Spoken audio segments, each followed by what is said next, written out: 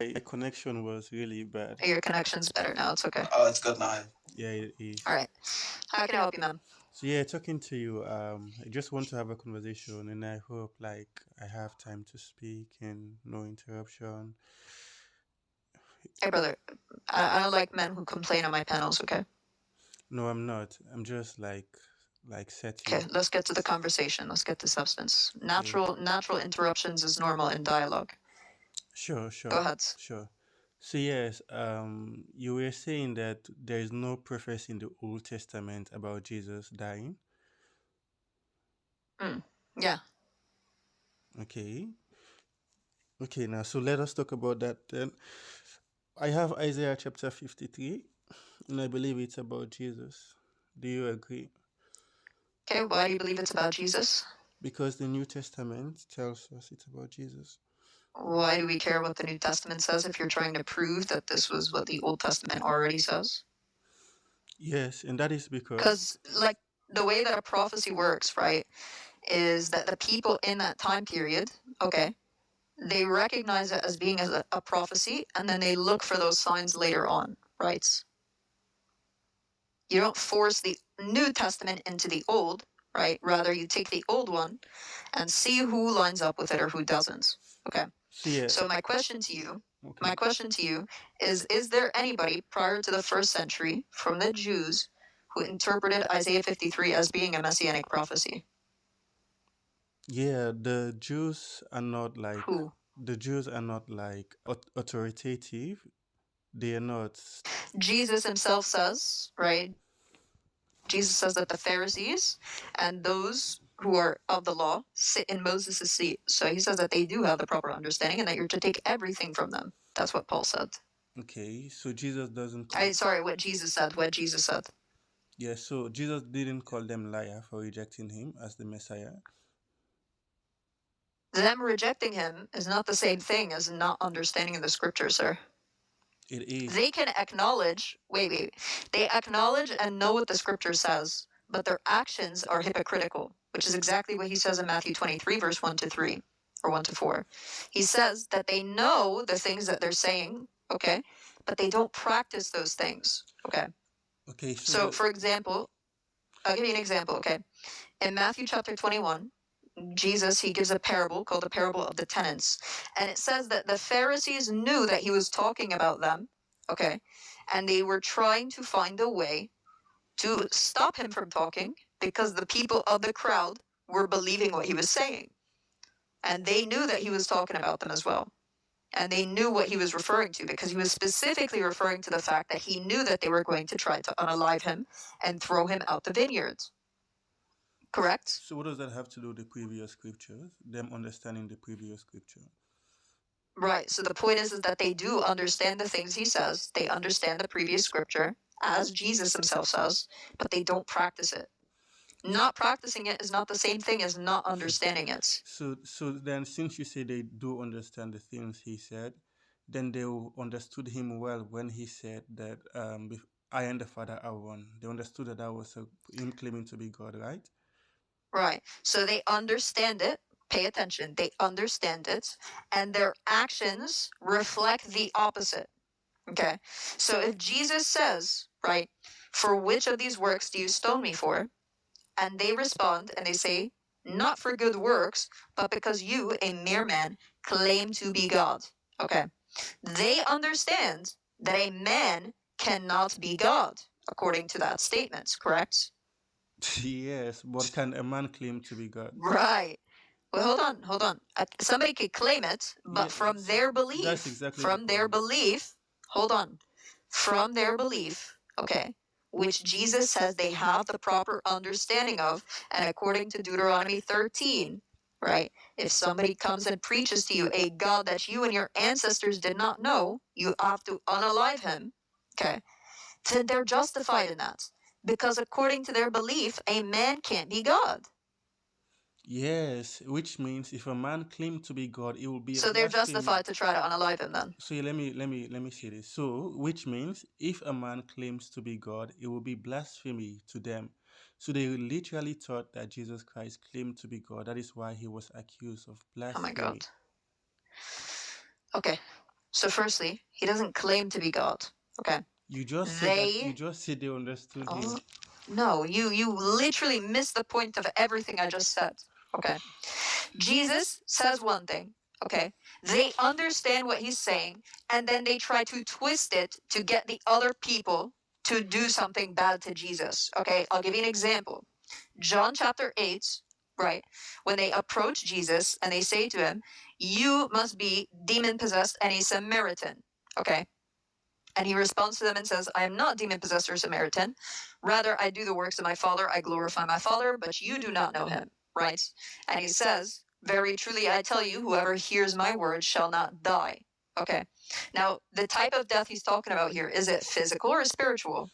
Yeah, that's spiritual death, and they misunderstood him there as Good. well. It's very, hold on. That's a very easy understanding, right? Anybody would understand the fact that he's talking about a spiritual death, correct? No, not anybody. No?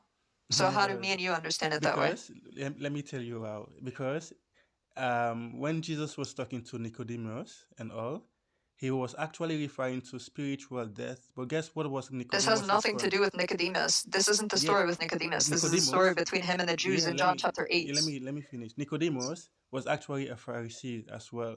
So But he's not there. He's not who's no, being I'm see addressed. the connection that the Pharisee doesn't understand spiritual death like Nicodemus. So if the Jewish people, the Pharisees, didn't understand, it will make sense. So yeah, they misunderstood him. Okay. So, fine. Let's go with that. They misunderstood him when he said that they will not die, correct? They thought he was talking physical, correct? Which is why they said, "You are not yet," Abraham and the prior prophets all died. Who are you to say, basically, that we're not going to die, right? Yes, that's true. Okay, He so was they understand it misunderstood. physically. Good. Yeah. So they misunderstood him, right? Mm-hmm. So are you saying that they don't misunderstand the scriptures sometimes? According to Matthew chapter 23, no, they don't. Oh, okay. They So, misunderstand the scripture multiple times. mm, They even misunderstand who the no, that's Messiah. false. Oh, That's false. Okay, and then he says to them again, right? then that will go against Your father Abraham. Hold because on, you hold on, claim that they hold on, always hold understand on, Jesus. hold on, hold on, hold on. Your father Abraham rejoiced at the thought of seeing my day. He saw it and was glad. What did he say here? What is this about? Yeah, it's telling them that his father Abraham, like, was told about him coming, and yes, A prophecy, right? yeah, like a prophecy, and he saw it and he Good. was glad. And what was the response? You're not even 50 years old and you have seen Abraham. Did he say that he saw Abraham? No, if he's claiming that he Right. wait, if he's claiming that he met Abraham, of course, It meeting. doesn't say he claimed. He didn't claim to meet Abraham. It says Abraham rejoiced at the thought of seeing his day. He saw it and was glad.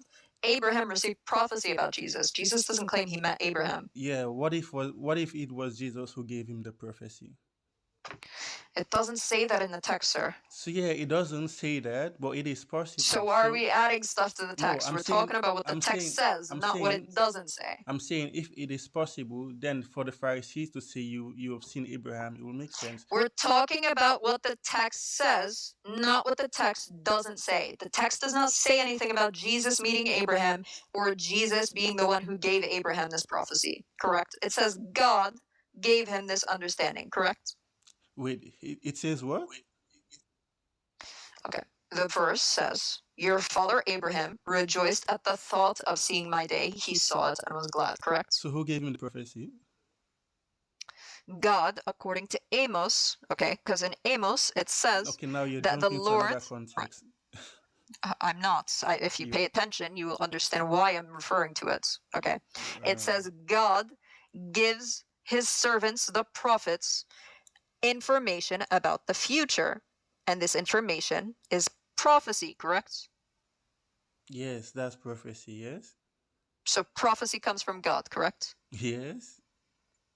And that's what it says in John chapter 8, correct? That Abraham rejoiced at the thought of seeing his day, correct? Yes, but you saying is God Good. like doesn't So negate Jesus from being the one who gave him.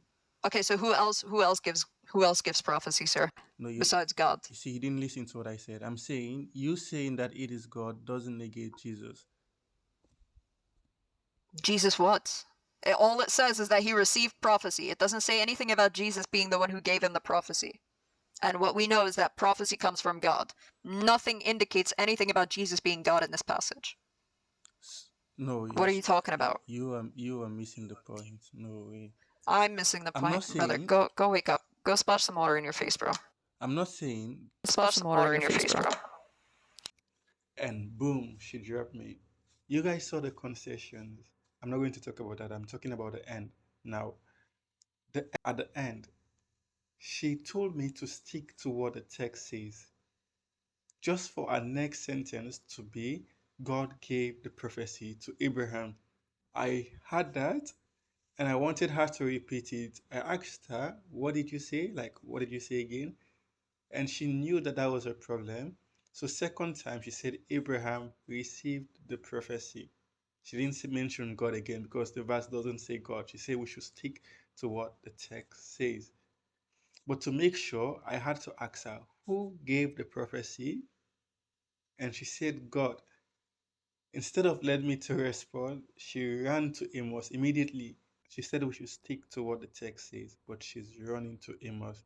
You know, I was not there to do that got you moment. That's why even in our concession, I did not point the concession out.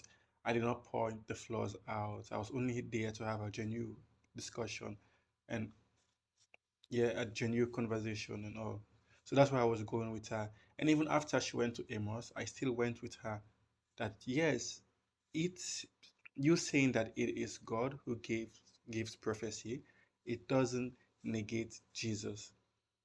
She didn't understand that, but I meant if Jesus is God, then it will be Jesus who gave the prophecy. So you saying that it is God doesn't negate Jesus and all.